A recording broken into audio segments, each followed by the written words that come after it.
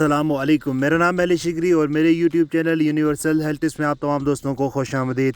امید ہے آپ تمام میرے دوست اور سبسکرائبرز اپنے اللہ تعالیٰ کے اپنے حفظ و امان میں ہوں گے اور آپ خوش و خرم ہوں گے۔ آپ لوگوں سے پہلی بات تو معذرت، کافی دنوں سے میرے کوئی ویڈیوز یوٹیوب پہ اپلوڈ نہیں ہو پا رہی تھی۔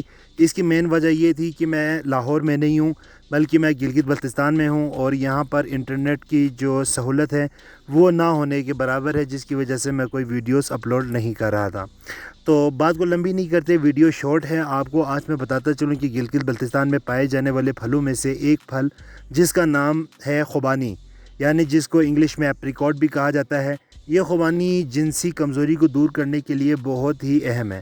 آپ لوگوں نے اکثر دیکھا ہوگا کہ بلتستان ریجن یا گلگت کے ریجن کے جو لوگ ہیں وہ ماشاءاللہ سے کافی ہیلدی ہوتے ہیں۔ وہ پہاڑوں پر چڑھ جاتے ہیں، ان کا سانس بھی نہیں پھولتا، ان کے ماشاءاللہ سے 6 8 بچے ہوتے ہیں اور وہ جوان ہوتے ہیں، گھر کا کام کر رہے ہوتے ہیں، درختوں کے کھیتوں کے کام کر رہے ہوتے ہیں، پہاڑوں میں وہ لگے رہتے ہیں، جیم سٹون کا کام کرتے ہیں، مویشی وغیرہ پالتے ہیں، یعنی شہر کی نسبت بہت ہارڈ ایک جو زندگی ہے وہ گزارتے ہیں اور کم بیمار ہوتے ہیں۔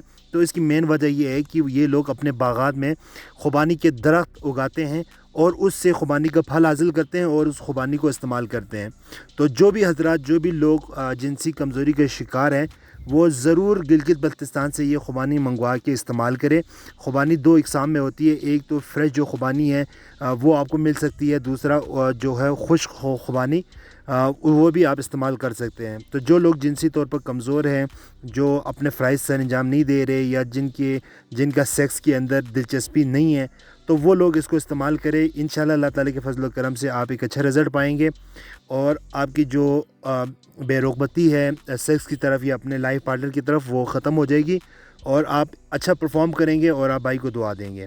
تو وہ تمام لوگ جو میرے چینل پر نئے ہیں وہ میرے چینل کو سبسکرائب ضرور کر دیں، ویڈیوز کو لائک کر دیں، تاکہ بہترین ویڈیوز کا آپ تک پہنچنے کا سلسلہ جاری رہے۔